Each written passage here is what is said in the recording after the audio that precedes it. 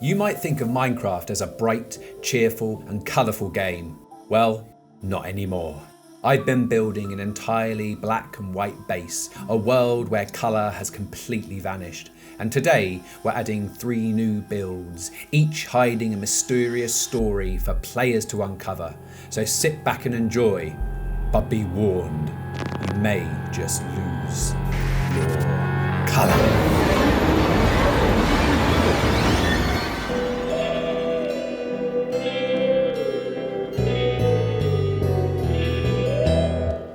Colour dies, it leaves behind greyscale tones. This is known, it is clear, the colour spectrum no longer glows. So why not pull up a few and let me build for you?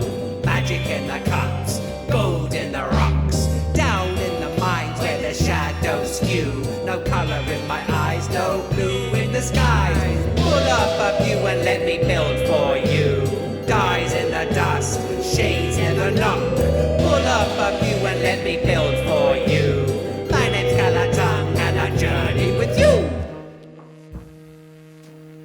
In the last episode, we built this desaturated biome completely void of colour, and this has helped to set the tone of this world, a place where things aren't quite what they seem. So today we are adding lore to this world, as the builds are going to be fragments of something bigger, and it's not just a collection of structures, but a whole world where colour has been forgotten. So in this episode it's about building and starting that story, and I want to begin with the house because these pale oak trapdoors really blend in with the fence I'm about to build.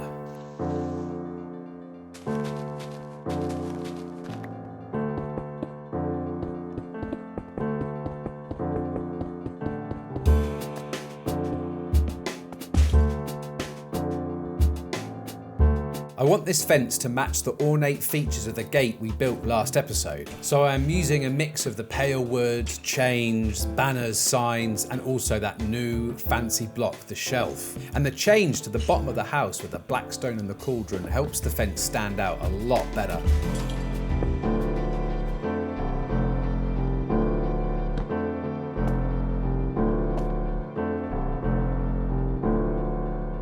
Now the fence is done, I really like that it acts as a separation between the house and the biome beyond. And if we walk down these stairs and turn and take a look at the window of the house, you'll see the silhouette of a sinister character. Now, if you've seen the film Psycho, you'll know who this is. And to fully appreciate the silhouette, it's best seen at night. It's Norma Bates' mother, Norma, standing as a spectre at the window. And if you look closer, you get an idea of the blocks in use. And I could have just used an armor stand, but someone I recently met by the name of Say took up the challenge of recreating this using perspective and a really clever choice of blocks. Let's take a look.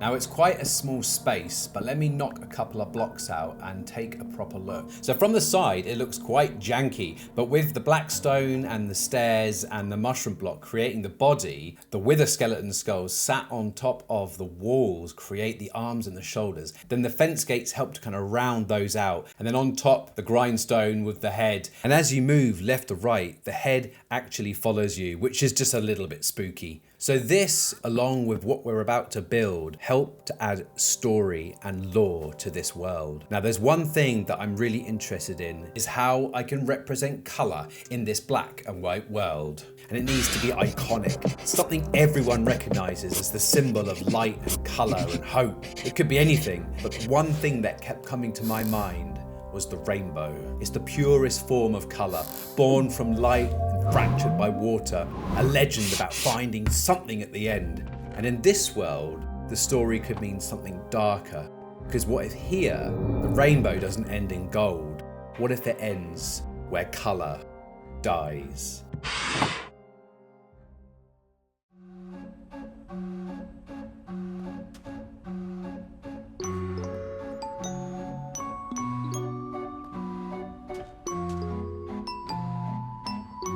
This is where the path stopped last time, right at the edge of the forest. I want to keep pushing it forward, winding through the trees until it reaches a hill on the far side. The idea is that this path doesn't just lead somewhere, but when it's walked upon, it will reveal the landmarks of the greyscale world, like the giant flowers dotted among the trees, and hidden in the woods is something that doesn't belong. So I've been digging the path out and steadily laying it down, but if we fly over here, I have picked out a spot where the rainbow will end, just where this big flower is here. And when standing on the porch of the house, you will see something on the horizon, just far enough to make you wonder what it is. And what is it, you ask? Well, the only way for me to show you is to build it.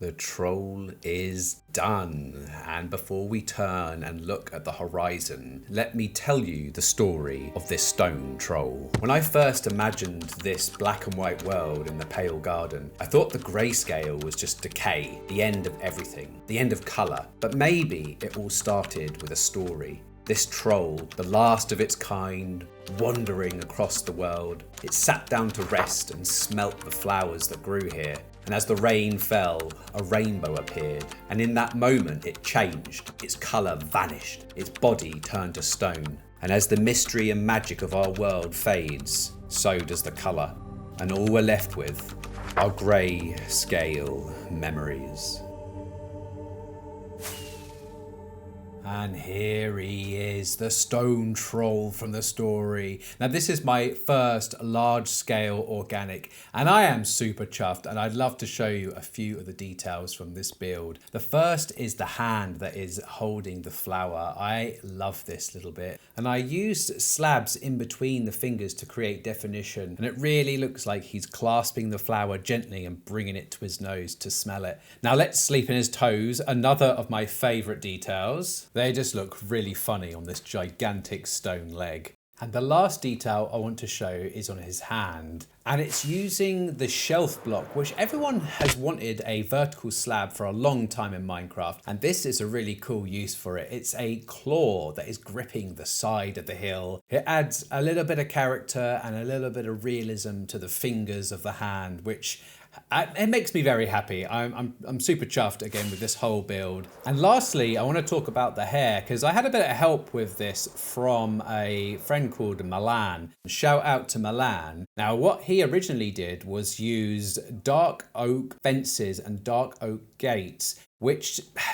whilst it looked great, didn't create enough body to the hair. So I switched those out for blackstone, and it really thickened up the hair and made it look like dreads and matted all together, and it really helps to sell the head of this troll. So now we have built our second story build of this episode. I want to finally focus on our rainbow, or should I say Greybow, because as this rainbow enters into our black and white world, it is going to lose its colour, just like the troll. But how do you build a rainbow? Let's jump into creative and discover it together. So we all know the colours of a rainbow. And luckily in Minecraft, we have all 7. And I plan on using glass, as rainbows aren't physical things, they're moments, fleeting and ethereal. But how do we transfer the corresponding colours into grayscale? Well, I'm laying out these glass panes in patterns to create layers. So for the purple, which is the darkest of the colours, I'm using 2 grey panes. Then for the yellow, which is the lightest, I'm using 2 white. And this layering has allowed me to recreate the different tones in grey that correspond to the colours. Now we have the method, all we need is the materials. So let's go and grab a whole lot of glass.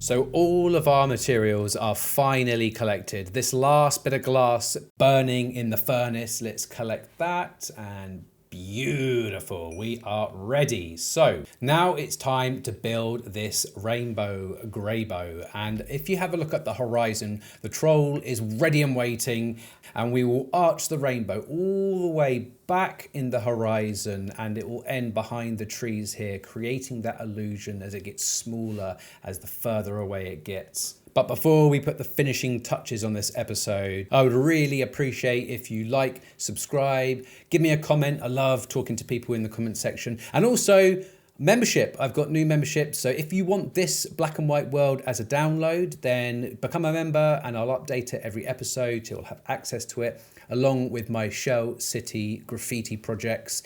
And also you can come and play on the Colourcraft creative server. Just join my Discord, become a member. I really appreciate that. Helps me create and keep making these videos, and which I love doing. So I think it's about time we built this Greybow.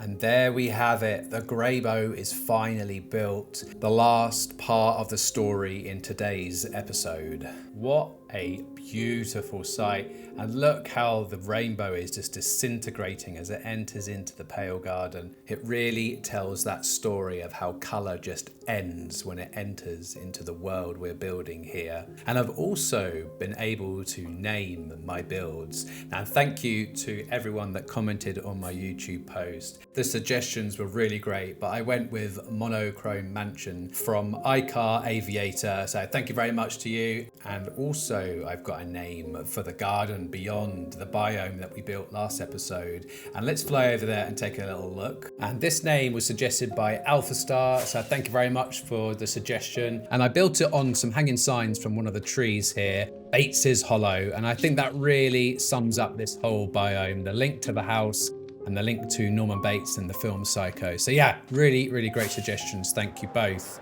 Now let's have one final look at the Greybow and the troll, and oh yeah, it adds something really different to this world. I love it. I hope you do too. Whilst I enjoy building houses and looking at architecture, this black and white world has given me the opportunity to build things outside of my comfort zone. Like this troll, for example, something that I've never really done before, building hands and faces and trying to tell stories through my builds. And this has really helped me improve as a builder, and even the clothes on the troll just dragging into the floor, just things that I wouldn't have tried before. So thanks for watching, and I'll see you in the next episode.